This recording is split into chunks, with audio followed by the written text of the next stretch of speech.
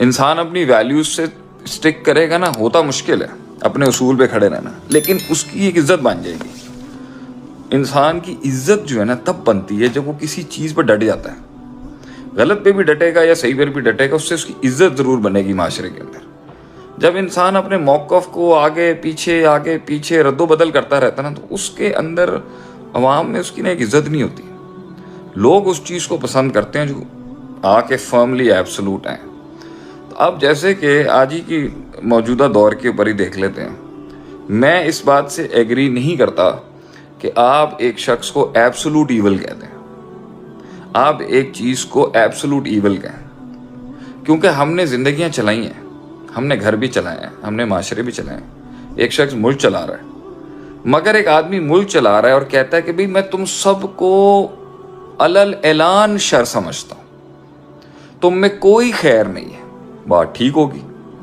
ایک ڈپارٹمنٹ میں خیر نہیں ہے نا بھئی، انہوں نے چوری کی ہے، بہت بڑا شر ہے. ملک کا پیسہ لوٹ لیا، بہت بڑا شر ہے. ملک کو مفلوج کر دیا، بہت بڑا شر ہے.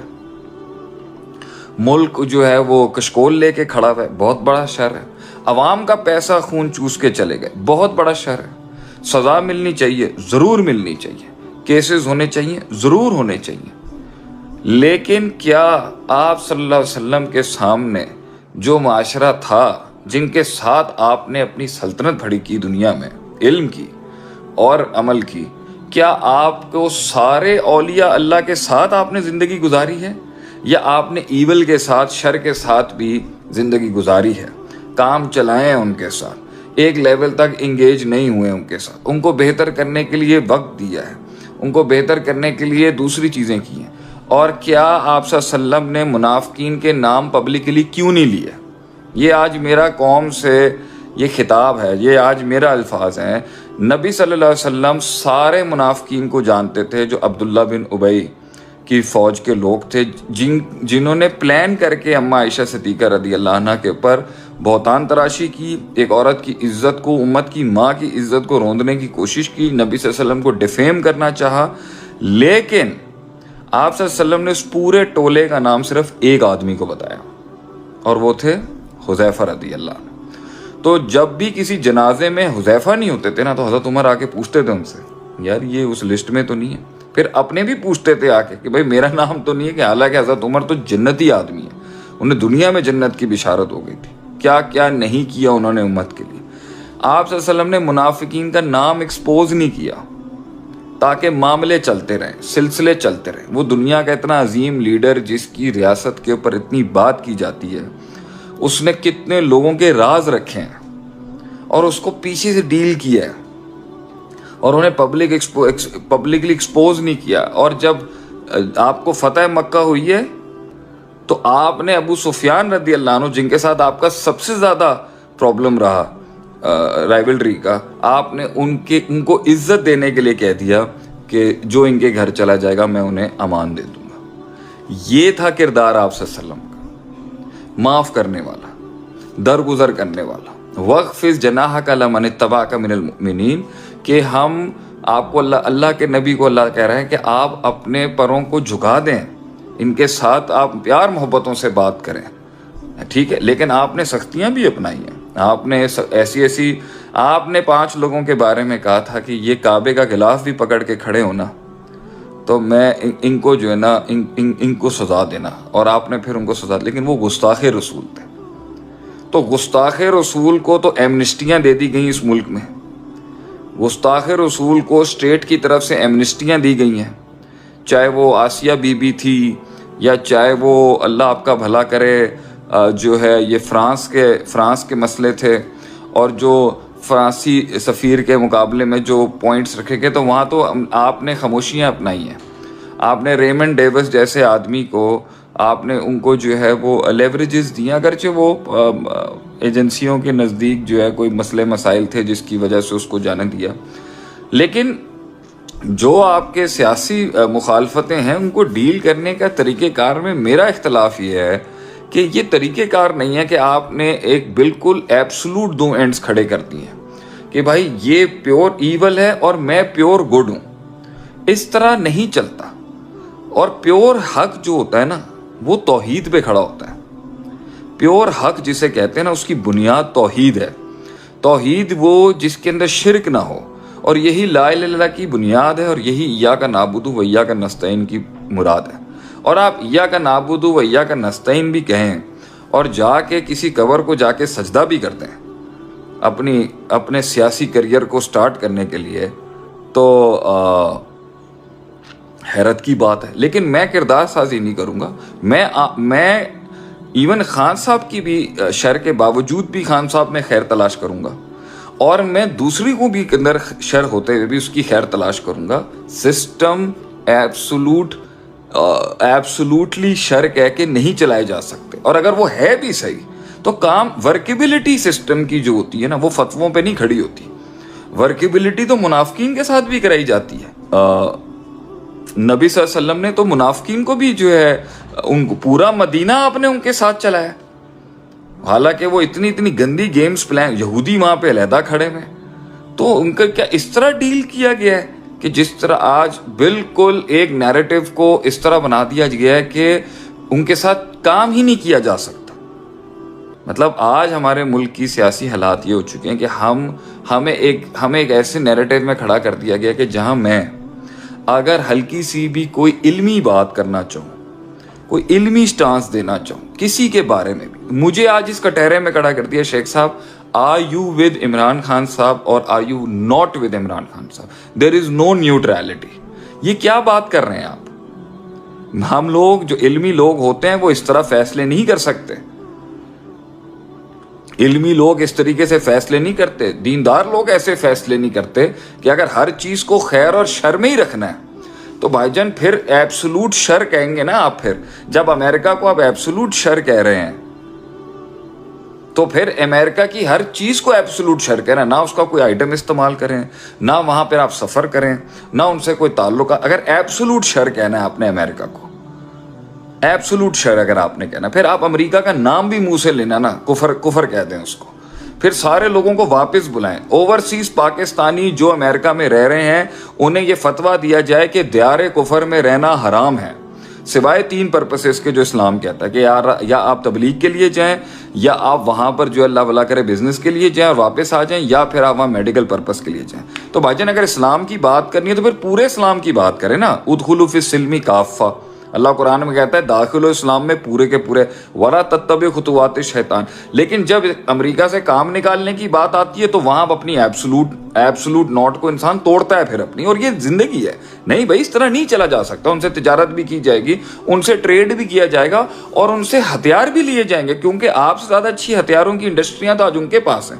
اور اس کے اندر تو اچھا سائبر سیکیورٹی کا جو سب سے بڑا پیو بنا ہوا ہے دنیا کا، یہ اسرائیل بنا ہوا ہے سب سے زیادہ سائبر سیکیورٹی. تو کیا مسلمانوں نے کافروں کے ساتھ ورکیبل ریلیشن شپس نہیں بنائی ہوئی؟ اگرچہ اللہ قرآن میں کہتا ہے ان کو اپنا ولی اور دوست نہیں بنانا، یہ تمہارے دوست کبھی نہیں ہو سکتے. اسی طریقے سے کیا جو ہمارے ملک کے اندر بھی جو دوسری سیاسی لوگ ہیں ان میں جتنا شر موجود ہے، میں ابھی اعلان کہتا ہوں، وٹیرا بازی ان میں ہے، اور آپ کا جو ہے فیوڈلزم ان کے اندر ہے، اور ملک کو کھانے کا معاملہ ان کے اندر ہے، اور جو ہے بدماشی ان کے اندر ہوگی. مگر کیا کوئی ورکیبل ریلیشن شپ ہو سکتی ہے یا نہیں؟ کیا ملک اس طرح چلتے ہیں کہ میں ایبسولوٹلی سب کو ایول کہہ کے کسی قسم کی ورکیبل ریلیشن شپ نہ بناؤں؟ آپ صلی اللہ علیہ وسلم نے کتنے لوگوں کے ساتھ کام کیا، اور آپ نے سزائیں بھی سنائی ہیں، آپ نے کورٹس بھی چلائیں آگے سے. تو پہلی بات تو یہاں پر یہ ہے کہ اس طریقے سے اگر قوم کے بچوں کی تربیت ہوگی کہ وہ ماں باپ غلط بھی ہوں، کیا کریں ان کے ساتھ؟ اللہ قرآن میں کہتا ہے اگر تمہارے ماں باپ شرک بھی تمہیں کہتے ہو نا، سننا نہیں لیکن معروف طریقے سے انکار کرنا. تو اب اگر ایک انسان کا ماں باپ جو ہے وہ پورا بے دین ہے، تو ہمارے ہاں یہ کہتے ہیں کہ اچھا اگر آپ دین کی بات کرتے ہیں، اگر آپ نے ایول کو ہی ایبسولوٹ ایول کہنا ہے تو بھائی جان اگر ایک ہمارے حدیث میں تو الفاظ آتے ہیں خالف المشرکین وفر اللحیٰ، مشرک کی مخالفت کرو اور داڑھی چھوڑ دو. تو داڑھی رکھنا واجب ہے ایک نظریے کے تحت. بھائی تو کسی کی داڑھی نہیں ہے اس کو ایبسولوٹ ایول کہتے ہیں. ایبسولوٹ ایول کہنا شروع کرتے ہیں. ایک بندہ جو ہے وہ اگر چھینک مارتے ہوئے الحمدللہ نہیں کہتا، بھول جاتا ہے، ایبسولوٹ ایول کہتے ہیں۔ ایک بندہ نظروں کا چور ہے، ایبسولوٹ ایول کہتے ہیں اس کو۔ ایک بندہ سود لیتا ہے۔ یہ بینکوں میں جاب کرنے والے جو ہیں، یہ جو بینکس جو ہیں، یہ بحرب من اللہ و رسول ہی، یہ اللہ رسول کے ساتھ جنگ ہے۔ یہ مال لوٹنا ایک بہت بڑا گناہ ہے، اور ملک کا جنہوں نے مال لوٹا ہے انہوں نے اجتماعی اتنا بڑا شر کیا ہے، اس کی سزائیں ہونی چاہیے۔ یہ سارے ایولز کو آپ ایبسولوٹ کہیں نا، تو جب آپ اتنے ایبسولوٹ آئیں گے لوگوں کے خلاف تو بھائی جان مسلمان کون بچے گا؟ آپ یہ بتائیں۔ اگر آپ سب کو اتنا ایبسولوٹ ایول کہیں گے تو مسلمان کون بچے گا؟ مجھے بتائیں۔ زانی پاکستان کے اندر پھر سب پہ حد لگا دیں آپ، اور ہونی بھی چاہیے۔ زانی بھی ایبسولوٹ ایول، میرے اندر کوئی کام نہیں۔ حالانکہ ایک آدمی زنا کرتا تھا، اس پر حد لگتی، شراب پیتا تھا اس پر حد لگتی تھی، پھر شراب پیتا تھا پھر حد لگتی تھی، تیسری چوتھی بار جب حد لگی تو کسی نے اس کے بارے میں ذرا سخت الفاظ کے، تو آپ صلی اللہ نے فرمایا وَيُحِبُّ اللَّهَ وَرَسُولَهُ، یہ اللہ اور اس کے رسول سے محبت کرتا ہے اگرچہ پھر بھی شراب پیتا ہے۔ تو نبی کی تربیت کے اندر محبت بھی تھی اور اس کے شر سے تو لبرل پارٹی جب یہ کہتی ہے یار آدمی سے نفرت مت کرو، اس کے عمل سے نفرت کرو، تو عمل آدمی سے کیا جدا ہوتا ہے یہاں پر؟ مائی پوائنٹ از یہ ایبسولوٹ ہیٹریڈ جو ہے، یہ میں کسی پارٹی کا نمائندہ نہیں ہوں، میرا کوئی سیاست سے تعلق نہیں ہے۔ یہ ایبسولوٹ ہیٹریڈ جو ہے، اس ایبسولوٹ ہیٹریڈ کو جو آپ نے کریٹ کر دیا ہے کہ آپ کسی کے ساتھ ورکیبل ریلیشن شپ بھی نہیں بنا سکتے، آپ کیسے ملک چلائیں گے؟ جنہیں پھر آپ لے کے آگے پھر جوابی کارروائی میں کیا ہو رہا ہے کہ وہ آپ کی ایک غلطی دیکھ رہا ہے تو آپ کو اڑا کے پھینک رہا ہے۔ میں نے ایک وقت گزارا اس طرح کا کہ میں ایبسولوٹ اڑاتا تھا ہر کسی کو۔ ایک جگہ آپ کہتے ہو جی فرقے واریت نہیں ہونی چاہیے، ٹھیک ہے، ایک مسلک کو دوسرے مسلک کا خیر دیکھنا چاہیے۔ کیوں بھائی؟ اس کے نزدیک اس کا عمل کفر ہے، اس کے نزدیک اس کا عمل شرکی ہے، اس کے نظر اس کا عمل بدعتی ہے۔ تو جب ایک مسلک دوسرے مسلک کے ایک عقیدے کے اوپر ہٹ مار رہا ہوتا ہے تو وہاں کیوں کہہ رہے ہوتے ہیں بھائی خیر دیکھو؟ کنوینئنس لینی ہے نا اپنی، نہیں بھائی ہمیں دینی فرقہ واریت نہیں چاہیے۔ تو جب ہر جگہ کہتے ہو کہ بھی برداشت کر لو، گزارا کر لو، شیعوں کو بریلوی کے خلاف، بریلوی کو دیوبندی کے خلاف، دیوبندی کو اہل حدیثوں کے خلاف، ان کو کہتے ہو بھائی انسان کے بچے بن کے لڑائیاں مت کرو، تو جب یہی بات لما تقولون ما لا تفعلون، جب تمہاری سیاسی فرقہ واریت کے اندر ہم کہتے ہیں کہ ایک دوسرے کے ساتھ چلنے کی کوشش کرو، تو ہم اسٹیبلشمنٹ سے بھی یہی سوال کرتے ہیں کہ حضرت جی یہ بتائیں کیسے چلائیں گے آپ سب کو؟ کیسے چلائیں گے؟ نہ ادھر دینی فرقے واریت میں آپ یہ والا حکم دیتے ہیں جی ان کو بولو آپس میں برداشت کریں، کیونکہ بھائی ایک کا نبی نور ہے، ایک کا نبی بشر ہے۔ یہ نور و بشر کی لڑائی بریلویوں میں، دیوبندی اہل حدیثوں کے اندر انہاں دا اچھا خاصا مسئلہ مسائل ہے۔ یہ کیسے ریزالو کریں؟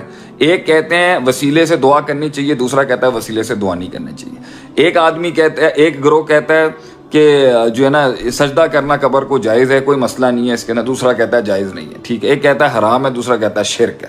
چلیں آپ کہتے ہیں ان مسئلے مسائلوں میں امت کو نہ بانٹیں، تو یہ تو کور ایشوز ہیں اسلام کے جس پر ان کا اختلاف ہے، تو ان کو تو گچی دبا کے بند کر دیا گیا، ٹھیک ہے جی۔ اب جب بات آتی ہے آپ کی پولیٹیکل منافرت کی، تو بھئی وہاں پر بھی آپ یہی والا آرڈر لگائیں نا کہ آپس میں صلح صفائی کے ساتھ چل لو، چھوٹی موٹی برائیوں کو اور آپ لوگوں کے جو مسئلے مسائل ہیں وہ ایمان کفر کے مسئلے مسائل نہیں ہیں، وہ ایمان کفر کے مسئلے مسائل نہیں ہے کہ ایک آدمی کہتا ہے کہ جی میں اللہ کی صفات کا ہی منکر ہوں، ایک آدمی کہتا ہے میں حدیث کا منکر ہوں۔ یہ تو عقیدے سے جڑے ہوئے مسائل ہیں۔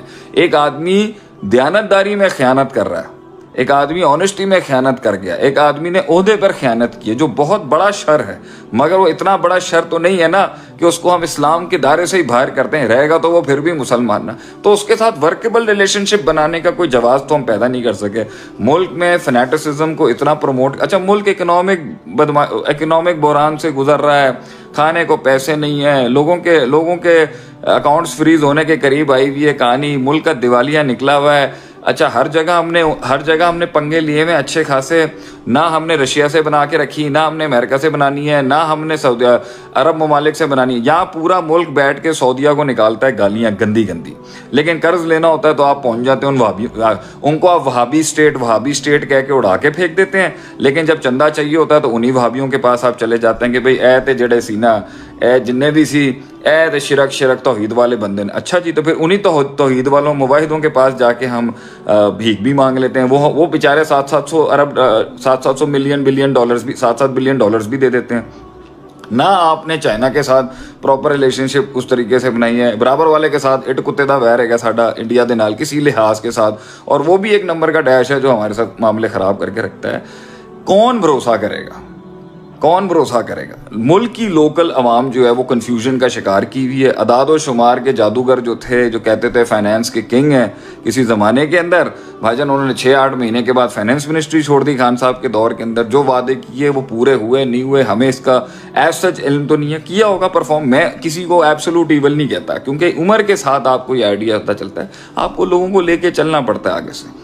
बहरहाल आपने अरबों के साथ भी ताल्लुकात सही नहीं रखने, वहाँ पर भी आप 100% एंड किसी के साथ देते नहीं है। चौधराहट आपकी इतनी है कि आप कहते हैं जी हम दूसरा मदीना है, हम दुनिया के अंदर सबसे बड़े इंकलाबी लोग हैं। एक न्यूक्लियर बम आपने रखा हुआ है, मुल्क के अंदर रोडें खराब है, पानी नहीं है, बिजली नहीं है, गैस नहीं है, कन्फ्यूजन देखें कितनी बड़ी, उसके बीच में आप फटे कर रहे हैं। मतलब मेरे घर में अच्छा मैं आपको बताता हूँ हमारा हाल क्या है यहाँ पर। घर के हुर्रियत रहनुमा यासीन मलिक के बारे में हक के अंदर बयान दे रहा हूँ भाईजान, मैं ज्यादती हो रही है उनके साथ। वो एक रेवोल्यूशनरी आदमी है, क्रांतिकारी आदमी थे वो। उन्होंने एक कश्मीर की आज़ादी के लिए जंग लड़ी है, और जिसके साथ उनके इंडिया में प्रोग्राम्स हुए हैं। तो जब ये कहते हैं ना, ये बदतमीज़ दुश्मन की निशानी होती है कि जब वो कुछ नहीं कर सकता ना तो चीप शॉट्स पे आ जाता है। पहले उनको ड्रेल किया, ज्यादती की, फिर कोर्टों पे खड़ा किया, फिर उनके साथ टॉर्चर किया, मामला करके अब साइड लाइन कराया। तो we stand with Yasin Malik साहब, अल्लाह ताला उनको जो है, उनकी मैं ज़्यादा उनको नहीं स्टडी कर सका क्योंकि हमारे अपनी पंचायतें और फटीकें मुल्क की कम नहीं थी। बहरहाल अल्लाह ताला मुसलमानों की जिधर भी हो हिफाजत करें, जिन्होंने एक अपनी जायज़ ये बात रखी है कि भाई ये तुम्हारा मुल्क नहीं है, ये किसी और का मुल्क है, तुम इसको हड़प के बैठे हुए हो, इतनी फौज घुसा के बैठे हुए हो यहाँ पर, ये ज्यादती है। बहरहाल तो मैं इसको कंडेम करता हूँ। तो अब मेरे से जो ये सियासी मेरे से पूछ रहे ना, क्या राय दूँ मैं सियासी अपनी, क्या माहौल बना दिया आपने, किस तरह से चलेंगे आप? मैं किसी के साथ बैठ के खाना भी खा लूँगा तो कॉन्ट्रोवर्सी बन जाएगी यहाँ पे। Ali Khan I love you all, जो भी मुझे सलाम भेज रहे हैं, प्यार भेज रहे हैं, भाई मेरी पॉलिटिकल स्टैंडिंग यही है यहाँ पर। अगर कभी मैं एडवाइज़र होता, अल्लाह मुझे दूर ही रखे इन मामलात से, तो मैं इनको सबको यही एडवाइस करता, भैया मुल्क की सालमियत चलाने के लिए, मुल्क का पहिया चलाने के लिए, मुल्क में खुशहाली लाने के लिए, ठीक है, अगर एक अच्छा काम काला चोर भी कर सकता है ना, अच्छा काम, ठीक है, इसके ऊपर बड़ी बड़ी किताबें लिखी हैं उलमा ने, बड़े बड़े ग्रेट थिंकर्स ने बातें लिखी हैं कि भाई कितने ही काले करतूतों वाले होते हैं जिनसे काम चलाना पड़ता है, और कितने ही नेकोकार होते हैं जो एक महल के अंदर अगर डालेंगे तो वहाँ बर्बादी कर देगा, तजर्बा नहीं है उसको वहाँ पर। पिछले दिनों मैंने एक पोस्ट लिखी थी कि अगर एक आदमी में कॉम्पिटेंस है, काबिल है, मगर ईमानदार नहीं है, मैंने कहा ये भी फसाद है, करप्शन। मगर एक आदमी ईमानदार है मगर उसको तरीका ही नहीं आता किसी काम को करने का, तो अगर उस स्टेट में उसको अभी डाल देंगे, जो अहल नहीं है उसका, है ईमानदार, वो भी बर्बादी करेगा ना। गाड़ी तो उसे चलानी नहीं आती, लोगों ने कहना शुरू कर दिया ईमानदार होगा तो पहुंच। अब भाई जब पहुंचेगा तो देखेंगे ना। आज क्या करें हम, आज आप क्या करेंगे? आज जरूरत है एक बंदे की, तो हम कॉम्पिटेंट आदमी, जब तक हमें ईमानदार भी हो, हफीजुन अलीमुन जिसे कहते हैं, तब तक काम चलाया जाएगा, तब तक काम चलाया जाता है जब तक की जरूरत नहीं थी, जब तक नहीं थी। जब मक्के के अंदर इस्तात नहीं थी तो आप सल्लम बुतों वाले बैतुल्लाह के अंदर भी नमाज पढ़ते ही थे ना। जब अल्लाह ने ताकत दी, मामला हो गया, 23 साल की जंग हुई, आपने कुल जाल हक्कु वज़ाहकल बातिल इन्नल बातिल काना ज़हूका कर लिया आपने। ये किस तरीके से हमारी देख लेते हैं ना। आज चलें इंशाल्लाह हम भी खड़े, हम दुआ करते हैं पाकिस्तान के हक में, हम पाकिस्तान के हक में दुआ करते हैं। लेट सी क्या होता है, मैं सीख लूंगा इंशाल्लाह, मुझे कुछ सीखने को मिल जाएगा। भाई अब देखते हैं क्या होता है। डील होती है, डील नहीं होती क्या होगा, मतलब खुरूज होगा, आप धावा बोल देंगे, आप पाकिस्तान की रियासत को डिसंगेज कर देंगे, स्टैब्लिशमेंट डिसंगेज कर देंगे, पार्लियामेंट डिसंगेज कर देंगे, आप सदर को डिसंगेज कर देंगे, आप अदालतों को डिसंगेज कर देंगे। क्या करेंगे, क्या आप होगा क्या? इतना बंदा लेके आप वहां पहुंच रहे हैं सिर्फ एक शर्त मनवाने के लिए कि जी इलेक्शंस हो जाए। लेट्स सी कौन करवाएगा ये सब? पावर से तो आप रियासत से करा नहीं सकते, कोई बीच में हैंडलर्स होंगे ना सर जी। तो वो हैंडलर, जिस हैंडलर को भी आप रगड़ रहे हैं, वो हैंडलर नहीं आपका काम करवाना है आगे से। तो भाई क्यों कौम को जो है फौज के खिलाफ या किसी और के खिलाफ, भाई जब करवाने ही इनसे ही काम है, जब काम ही फौज से करवाने हैं, जब काम ही इस्टेब्लिशमेंट से करवाने हैं, जब काम ही जर्नैलों से कराने, तो क्यों खिलाफ कर रहे हो लोगों को उनके? अपना काम करो, बात करो, और होनी एंड में डील ही होती है। کبھی بھی ایک سسٹم، مطلب آپ کیا چاہ رہے ہیں 1 پارٹی رول ہو جائے؟ یہ کیسے ہوگا؟ یہ کیسے ممکن ہے؟ پھر آپ کے خلاف جو پارٹی کھڑی ہو اگر آپ کو لیں تو اس کا مطلب دوسری ساری پولیٹیکل پارٹیز غلط ہیں. جو نئی بن رہی ہیں، ابھی ہمارے ایک جاننے والے نے بھی نئی بنائی ہے، وہ جو ایجنڈے لے کے آ رہے ہیں، یہ کس طرح کا کس طرح کے ہم نے ماحول کریٹ کر دیا کہ جی سارا خیر مجھ میں اور سارا شر اگلے میں. اگر یہ بات آپ سیاست میں قبول کر سکتے ہیں تو پھر مسلک اور اسلامی فرقوں کے اندر یہ والا ایٹیٹیوڈ کیوں نہیں برداشت کیا جاتا کہ بھائی ہم ایبسولوٹ خیر ہیں اور یہ پیور کافر ہے، یہ بدعتی ہے، یہ شرک کر رہا ہے، یہ فلاں کر رہا ہے، یہ فلاں کر رہا ہے، یہ فلاں کر رہا ہے، یہ ڈھول ڈھمکے چل رہے ہیں آپ صلی اللہ علیہ وسلم کی ولادت کے نام کے اوپر، یہ ڈھول ڈھمکے چل رہے ہیں، یہ ڈانس چل رہے ہیں، یہ کیک کٹ رہے ہیں. یہ کیا تھا؟ یہ اسلام ہے؟ یہ اسلام تھا؟ آپ صلی اللہ علیہ وسلم برتھ ڈے بنا رہے تھے اپنی زندگی کے اندر اس طریقے سے کیک کاٹ کے کافروں کے من تشبہ بقوم فہو. تو وہاں کیوں پھر کہتے ہیں جی برداشت کرو؟ وہاں کیوں کہتے ہیں برداشت کرو؟ تو جو تحریکیں کھڑی ہوئی ہیں پاکستان کے اندر سود کا نظام ختم ہونا چاہیے، ان کو کیوں پھر آپ لوگ ڈس انگیج کرتے ہیں؟ پھر ان متحرکین لوگوں کو کیوں اٹھا لیتے ہیں آپ لوگ جو پیسفل پروٹیسٹ کر رہے ہوتے ہیں کہ بھائی اسلام پاکستان میں پردہ ہونا چاہیے، پاکستان کے اندر یہ لبرلزم جو ننگا ماحول ہے اس کو ختم، وہاں کیوں سبق دے رہے ہوتے ہو افہام و تفہیم کا؟ تو بھائی جان یہ منافقتیں ہیں، یہ ڈوئل، یہ ہپوکریسی ہے. افتؤمنون ببعض الکتاب وتکفرون ببعض، کتاب کا بعض حصہ لے لیتے ہو اور بعض حصہ چھوڑ دیتے ہو. تو میں قوم کے بچوں کو یہ کہوں گا اپنے اعمال ضائع مت کریں، اپنی عبادات ضائع نہ کریں، اپنا کچھ نہیں ہونا، آپ استعمال ہو جائیں گے سارے. آپ دیکھیے گا آپ سب استعمال ہوں گے اینڈ کے اندر. ابے میں نے اتنی بڑی تحریکوں کے ہیڈز کو دیکھا ہے، ہم نے جماعت اسلامی والوں کو بھی دیکھا ہے، ہم نے تنظیم اسلام، ہم نے دیکھا ہے نا سب کو. کیا ہو گیا 50-60 سالوں میں؟ کچھ ہو سکا ہے؟ یہ صرف اور صرف ڈپریس ہوئے ہیں اینڈ کے اندر. یہ ایکٹیویزم، اسٹریٹ ایکٹیویزم سوائے ڈپریشن. ایم کیو ایم والوں کے ساتھ کیا ہو گیا؟ کیا تھی ایک زمانے کے اندر؟ یہ سب استعمال ہوتے ہیں، یہ بس آپ یاد رکھیں، یہ استعمال ہوتے ہیں. تو پاکستان کے ٹیلنٹ کو ہم اس طرح کیوں استعمال ہونے دیں اس کی جوانی میں؟ ہم تو پاکستان کے ٹیلنٹ کو خود مختار کرنا چاہتے ہیں. میں تو پاکستان کے ٹیلنٹ کو خود مختار کرنا چاہتا ہوں. اس کی رائے اپنی قائم کرنے سے پہلے اس کی رائے کو اتنا کامل کرنا چاہتے ہیں کہ وہ خود اپنے اندر ایک انقلاب ہو، جہاں بیٹھا ہے وہ بات کر رہا ہو. اسے حقوق مل گئے، اس پچھلی گورنمنٹ میں حقوق مل گئے پاکستانیوں کو، یا جو آج نئی حکومت آ رہی ہے اس کو مل گئے پاکستانیوں کو حقوق مل گئے اپنے. خود کرنا ہے تم نے. میری تم لوگوں کو نصیحت یہ ہے، خود تم نے اپنے لیے ایونیوز بنانے ہیں. میرے پاس کوئی اسٹیٹ سے فنڈنگ نہیں ہے، کوئی اسٹیٹ مجھے سپورٹ نہیں کرتی، لیکن جو حکومت آتی ہے میں نے ہمیشہ اس کے حق میں اچھا بیان ہمیشہ اس لیے دیا. کیوں؟ یہ میرا فرض اور وتیرہ ہے بھائی کہ میں ہمیشہ ایک اسٹیبلٹی کو پروموٹ کروں گا. اگرچہ خامی ہر کسی کے اندر، ہم دعا کرتے ہیں اچھا حاکم ہے، مگر یہ جمہوریت کا ہی حسن ہے نا. اسی جمہوریت کا حسن ہے کہ یہی جمہوریت استعمال ہوتی ہے، یہی جمہوریت جو ہے وہ غلام بنائی جاتی ہے، یہی جمہوریت کے پیچھے چھپ کے کام کیے جاتے ہیں اور منجن بیچ دیا جاتا ہے کہ جی آئین کی سپریمیسی ہے. کیا بات کر رہے ہیں یار آپ لوگ؟ مجھے کہتے ہیں میں سیاست میں ہوں. بھائی کس سیاست میں آؤں میں جب یہی آئین توڑ موڑ کے میرے خلاف استعمال کر لیا جائے گا؟ جب یہی آئین جو ہے اس کی اندر سے ایک شک نکال کے مجھے نااہل قرار دے دیا جائے گا، جب یہی آئین کے تھرو مجھے جیل میں ڈال دیا جائے گا. آئین جو ہے اس کے آئین، اور جو یہی آئین اگر قرآن حدیث سے ٹکرا رہا ہو تو پھر کیا کریں گے ہم؟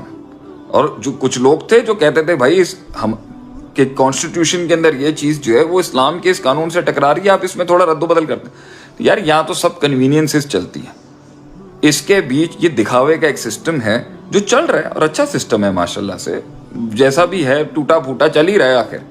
تو آئیڈیلزم کو اچیو کرنے سے پہلے میری آپ کو ایڈوائز یہ ہے اپنی زندگیاں ضائع مت کریں.